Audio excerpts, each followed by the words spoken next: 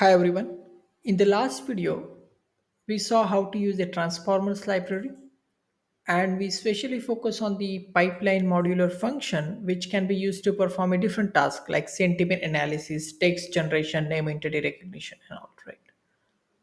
One of the things we look at last time is that the pipeline functionality or the pipeline module abstract out certain steps from us. So here we simply specify which task we want to perform, you know and even we don't specify any module, it is going to take some default model, it do prediction and all these things, right? So today we will see how can we perform those steps which are abstract out in pipeline, which is nothing but tokenizing your text and passing that tokenized text to the model, and then finally post processing the model outputs. And we will see how can we do these steps ourselves using transformer and the Pytorch library or syntax, which gives us more power to manipulate this input and even the post processing.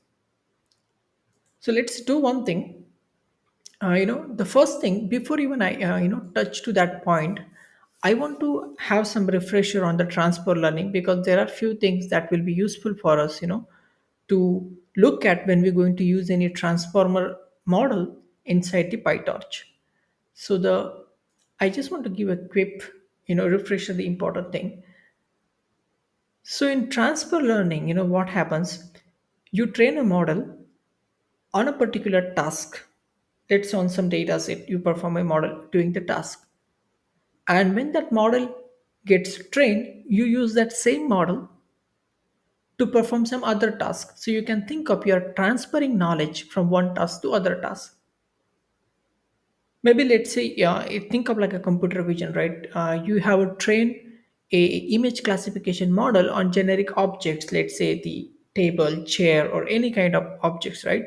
And now you want to use that same model to do a classification between the vehicles, whether it's a car or bike. So you could use that model and you could fine tune that particular model, right? When I say fine tune, it means you can take that model which was trained on generic objects. You might want to export some data related to, let's say, vehicle or the bike, the specific task that you want to perform, and you can fine tune this thing. The important thing is that you're taking the model and reusing that model in some other task. Now here you can think of model as a two thing or a two part thing. The first thing you can think of model as it's a model body, and the other thing you can think of as a head. Now this thing is very much important when we're going to use the transformer library, because this distinction is needed. So you can think of, let's say, if I have this neural network here, and you can think of this the top neural network as a model here. Think it as a two part. One is the first part you can think of as a neural network model body, and the last part you can think of as a head. Okay, the initial layers are the body. And when you want to reuse this particular network, the train network, what you can do, you can keep those initial layer, the body, as a fix, and maybe then you want to adjust the final layers, you can think of it as a head. And the head you can think of maybe just final layer or the last 2 3 layers. So you can use the same network, replace the different head or fine tune that particular head, and you can perform a different task. So in Hugging Face Transformer, you can load a model with just a body, or you can also load a model which has some head which does a specific task. For example, you can think of like this. You can use a BERT model, which takes some text and just generate the embedding. So you can think of here, embedding is nothing but this last or the final hidden layer output. And there is nothing happening after that. There is no classification, nothing. It is just the last hidden layer. So this thing you can think of, we are passing some text and finally we are getting the last hidden layer output. And that last hidden layer output, you can think of it as an embedding, a vector representation that you can perform a different task on it. You might want to take that embedding and then pass on to some different machine learning algorithm. It could be, let's say, logistic regression, or you can take that embedding and add some one or two final layer, that is what I shown you here, and then perform any task specific thing that you want to perform. If you want to perform a text classification, add a head with respect to a text classification. So that is what we're going to see. How do we load a model which does only that embedding part? And how do we load a model which does a particular task also, like a text classification and this thing, right? So let's first, install the transformer library. Okay, since I have already run this thing, it's there already. Now let's think of how do we take any transformer model and use it like an embedding, the getting the last hidden layer output, so that you can take that embedding and you could use it for even, let's say, you can use that for a semantic search. You can calculate the similarity between the two embeddings and you will get the similarity between the two text. So let's say in a transformer, there are some classes with respect to each model. For BERT, let's say here is the distill BERT, one of the variation of the BERT. You can use the distill BERT model. Now, whenever you see this model, actually this is this part, the model part or the body part of the model, and there is no head included inside this. And I will just show you what I mean by that. To use any model, we require that model class and we also require its own tokenizer class, right? And then once we have those tokenizer and the model, using a from pre-trained method, you can specify the name of the model or the name of the tokenizer. Usually the name of the tokenizer and the model will be the same. And which model you should take, you can take whatever the model you want. You can go to the Hugging Face, you can go to the models, and you can see the list of models that there are currently the more than 72,000 models are available. And you can filter those models. So left side you can see the task. Let's say we are interested in text classification, so you click on text classification, all the models related to the text classification will come. And if you choose one of this model, here you could see you can simply copy the name of the model, and that name you can put into this from pre-trained section. So here I have put the distillbot uncase, one of the model which is available there.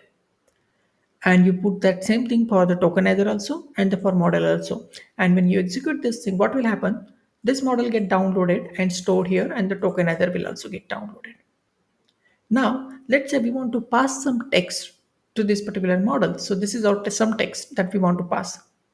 As I told you, here we are doing those tokenizing steps ourselves. You have a text, you need to convert this into this input numbers or the vector or numerical representation that we will do ourselves. So you can take the tokenizer that we have loaded and pass our text to it. And then the returning output, we are expecting a Pytorch tensor. So this PT is actually for the Pytorch tensor. That is what syntax we are using. And then we will get the text encoded after the tokenizer. And then we can pass this tokenized text to the model ourselves. And here this is something like, I think it will, since this will be dictionary, it will pass as a key value pair. I don't remember exactly the syntax name, but when you put these two asterisks, what is going to happen? This dictionary is going to pass as a key value pair to the model. So let's run this thing. Things will be clear what I exactly, you know.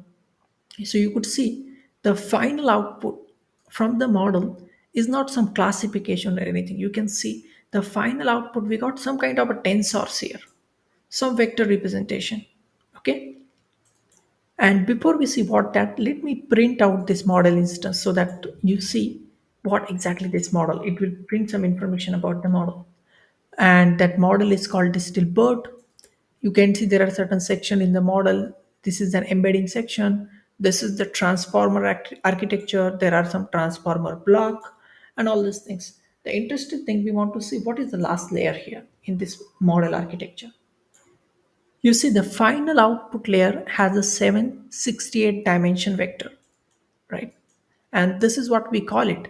When you use only that model without head, this is, you only get this embedding and there is no head associated with it.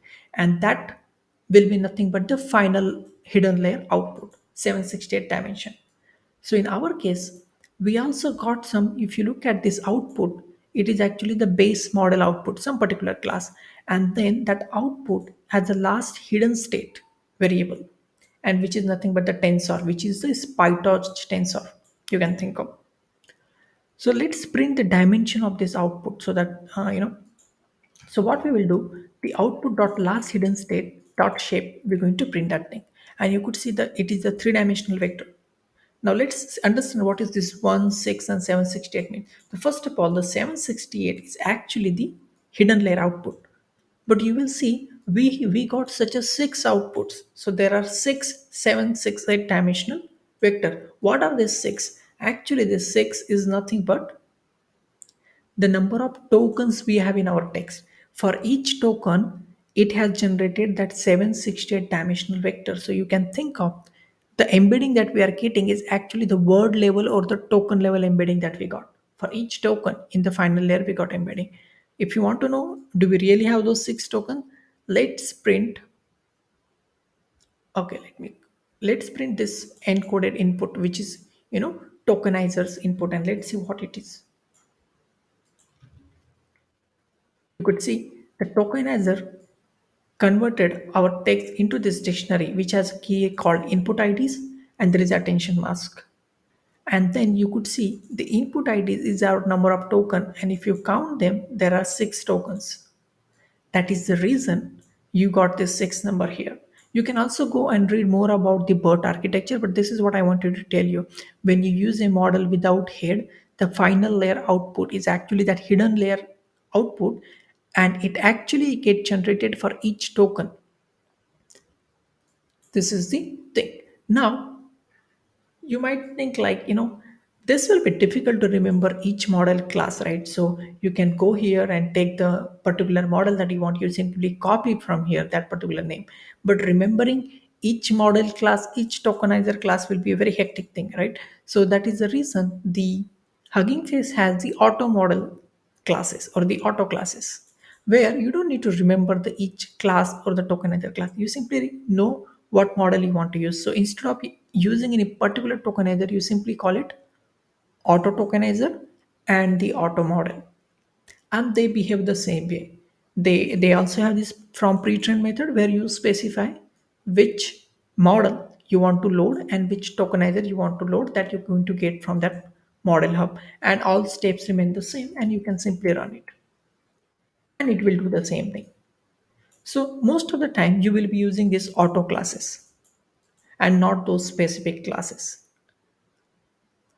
Now this is all about just an embedding, but what if we want to use that particular model which does some task like a text classification or something like that? So for that also you have a auto classes.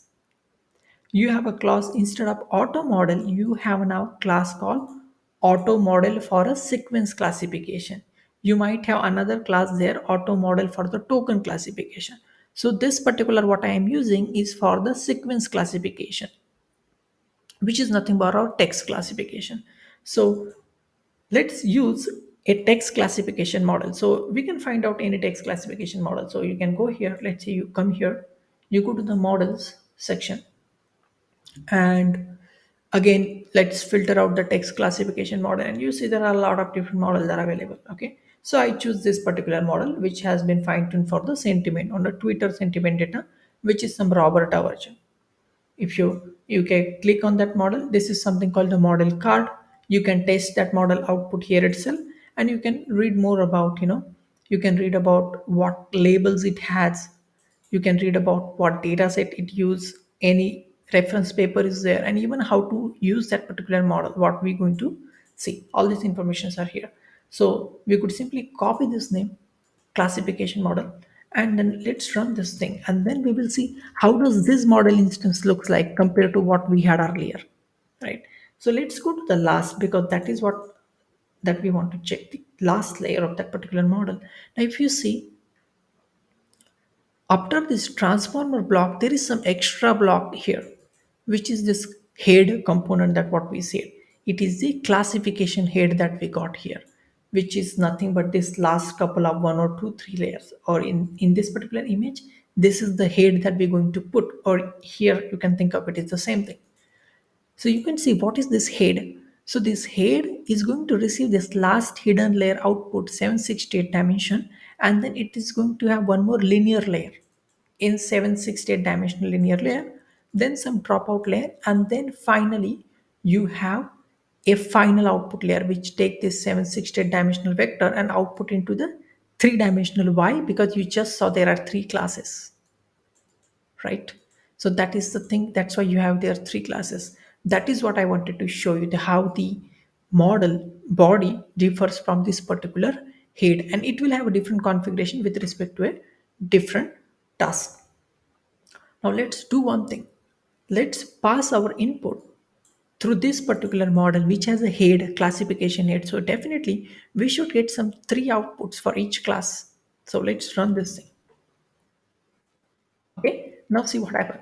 We the steps remain the same. You take that text, you tokenize it, okay, and then whatever the tokenized input you pass to the model, and this is what you see the model output. But now you don't see those 768 dimensional vector. Rather, you see some logits because there are three neurons right in the final layer, and that is why you see some value for each of them. This is unnormalized. This is the raw values you got for those particular thing. And this is what the prediction for each of the label 0, 1 and 2 index, and this is called the sequence classification output. Now then post processing come into the picture. So this was the pre-processing, you just tokenize it, you pass through the model. This is the post processing. Now we want to get this particular thing logits, because that is where prediction is there. So what we will do, from this output we will take the logits, and then we will call detach. Why detach? So if you think of Pytorch is using some computation graph to calculate some gradient or back propagation. By default all these things are a part of that graph. When you call it detach, it will get removed from that particular graph, and then you finally call it dot numpy, because it will be a tensor by default. So you make sure you call it as a numpy because we want to perform some numerical operation on it. What numerical operation we want to perform? We simply want to perform which of this particular node or a neuron has the highest value. So we simply call argmax and our pass our logits here. Argmax, what it does, it returns the index, not that value. It returns the index of the value which has the max value. So here this particular thing has the max, so index will become 0, 1 and 2. So we should get 2 as a response here. This is the 2. But what is this 2? That we can go and check the model card page, and it says that 2 is a positive thing. That is what it actually means. Let's change here the, let's call for this particular thing, and let's see what output we got. We see we got output 0. What is 0 here? 0 is the negative sentence. Did we have a negative sentence? Yes. We passed the movie was waste of time. So which is a negative sentiment. That is the reason it printed 0. Just like we process logits by simply using argmax, you could even call softmax on it, right? Softmax is going to normalize this particular value. So you could even call softmax. And then since it is two dimensional, we can specify which dimension we want to perform. So usually dimension minus one is actually the innermost dimension. And if it is a two dimensional array, it will be the row wise thing. So currently there is only one example. That's why there is only one row and you will get only one output. Now, some of you might not be comfortable with this dimension. Even I get a lot of time confused. I am going to share one resource with you later that will help you understand how those different dimension works in the context of NumPy. But most of the time, it will be the minus one, that is the innermost dimension which holds your prediction. Next thing, this all things we are doing are actually on CPU. These all prediction is happening on CPU, but transformers do support the PyTorch, do support the GPU prediction or GPU inference. Then how do we use that thing? The same code. The only thing is that that model we will pass on to dot CUDA or on GPU. To do that thing, you simply call a dot to method and you specify the device or a GPU you want to pass on that. So to CUDA is actually going to pass our model on GPU, and then you will do same thing for our input, which is the tokenizer output to CUDA, and then you do the same prediction. Okay, and it did a prediction for I enjoy the movie. And this is very much important that you pass both model and input on the GPU. If you only pass the model, it should give you the error. Let's remove this thing and it will say something. You see, it expect all tensor to be on the same device. Now you have something on CPU and then something on CUDA or GPU. So that created the conflict to make sure both of the things are actually on the same device. So if model is on the GPU, let's put this thing is also on the GPU, right? That is what this two CUDA does, passing both input and the model on the GPU. This is what we all did with respect to just a single example. Then how do we perform a multiple example, or the prediction on a multiple example? So let's, instead of taking this single text, let's take, we have a list of examples that we want to predict. And you can pass that same list of examples to the tokenizer, return tensor true, but then you have to pass two more parameters. Now why these two parameters are important? See, when you had only one example, you just pass that thing, but when you have multiple example, the each of that example can have a different length. Some of them may be 3 words, some of them may be, let's say, 50 words. Then to make sure they all are in the same length, you do this padding. So if any, let's say, any particular sentence or an example which is shorter than the length or the maximum length, what it will do, it will add some padding. If something which is longer than the maximum length, then we're going to truncate. That is what this thing do. And again, this to could I just put it because let's do it on a, right. This is what the difference what we have here. The other difference is this: when you calculate the num argmax, here the logic's what just a single dimensional array. We didn't printed it here, right? So let's print what is this logics that we got here.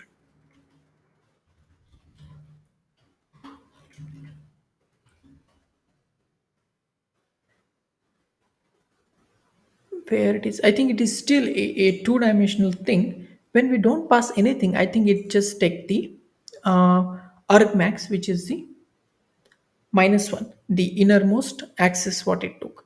Let's see what happens here if we don't specify this thing. So we didn't get proper output. We got only output 2 here. But actually we have two examples here. We want output for each of this example. We didn't get. So that is the reason when you have multiple example, you want to tell since which axis do you want to prediction. Do you want to do prediction like this so that you get three prediction, 1, 2, and 3, or do you want to do row wise prediction?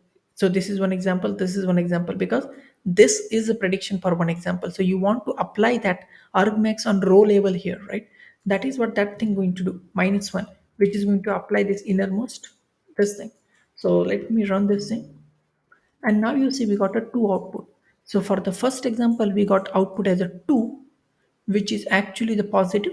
For the second example, we got output 0, which is a negative. Now this is something I would suggest go yourself. As I mentioned, even I get sometimes confused. So I found this particular, this link, which I open here, which explains actually what is this axis -1 means, and what axis 0 or axis 1 and all this thing, right? I can't explain that thing in this video, but most of the time I'm telling you the axis -1 is actually the most innermost values, and we know that our innermost values are something what is actually holding our prediction. So when you do a prediction, Huggingface or a transformer or this Pytorch, you will be using this axis -1 to do that particular prediction. Okay, so this is what I wanted to show you today, that how to use transformer model, both just model as a model body, or you can think of for the embedding purpose, and then we also wanted to see how does that same model, if you add some head to it which does a particular task, like in our case we saw how does it does a sequence classification, and we also look at the architecture, that how those both the architecture differs, the dimension. Since I'm going to share this notebook with you, you can go wherever you find some, you don't understand particular step, you can simply print that particular step. Maybe you want to see what is this encoded output in this case, and you could simply print that thing, right? I hope you found this video useful. If you haven't subscribed to channel, please do subscribe, and let me know whether do you have any suggestions for the next video or next topic. Thank you.